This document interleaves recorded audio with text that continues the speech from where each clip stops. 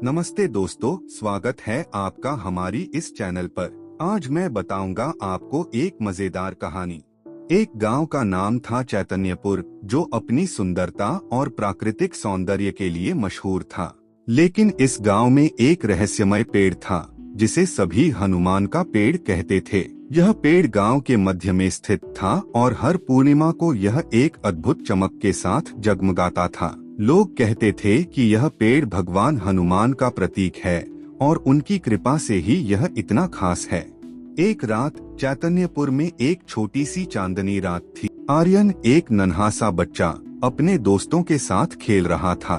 खेलते खेलते उसकी नजर उस पेड़ पर पड़ी।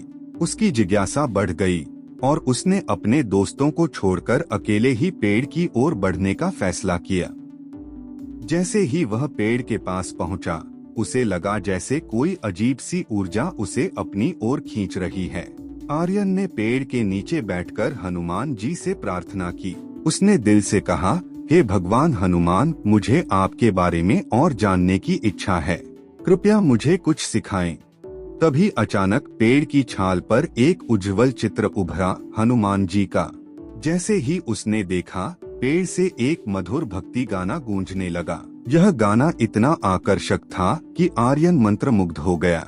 आर्यन ने देखा कि चारों ओर के फूल खिले और पेड़ की चमक बढ़ गई। उसने यह सब अपनी आंखों से देखा और एक अद्भुत एहसास हुआ। उसे लगा जैसे हनुमान जी उसकी प्रार्थना का उत्तर देगाने के साथ साथ पेड़ की शाखाएं धीरे धीरे हिलने लगीं और फूलों की बौछार होने लगी। आर्यन ने देखा कि चारों ओर के फूल खिले और पेड़ की चमक बढ़ गई।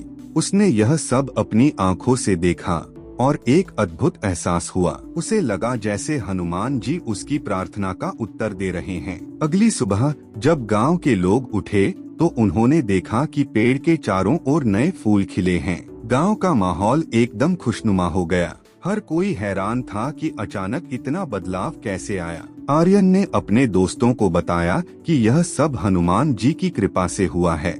गांव के बुजुर्गों ने आर्यन की बात सुनी और उसे अपनी कहानी सुनाने के लिए बुलाया। उन्होंने बताया कि इस पेड़ के साथ एक पुरानी कथा जुड़ी हुई है। बहुत समय पहले जब इस गांव में कोई संकट था, भगवान हनुमान ने इस पेड़ को आशीर्वाद दिया था ताकि लोग हमेशा साहस और एकता के साथ रह सकें। इस घटना के बाद गांव के लोग हनुमान जी की पूजा करने लगे। हर पूर्णिमा को वे पेड़ के नीचे एक भव्य उत्सव मनाते थे। आर्यन, जो अब गांव का नायक बन गया था, हमेशा हनुमान जी की कहानियों को सुनाने और उन्हें याद करने का काम करता रहा। कुछ महीनों बाद गांव में एक संकट आया।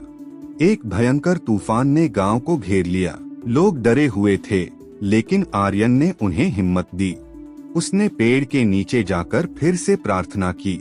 तूफान ने जैसे ही जोर पकड़ा, पेड़ ने फिर से अपनी चमक बिखेरना शुरू किया। तूफान थम गया और गांव फिर से सुरक्षित हो गया। सभी ने मिलकर हनुमान जी का धन्यवाद किया। चैतन्यपुर अब हमेशा खुशहाल रहा और हनुमान का पेड़ एक रहस्यमय आस्था का प्रतीक बना रहा। तो इसे हमें सीख मिलती है कि जब सच्चे मन से प्रार्थना की जाती है तो भगवान हमेशा अपने भक्तों की रक्षा करते हैं। ऐसी ही बहुत मजेदार कहानी सुनने के लिए अभी हमारे चैनल को लाइक और सब्सक्राइब करें।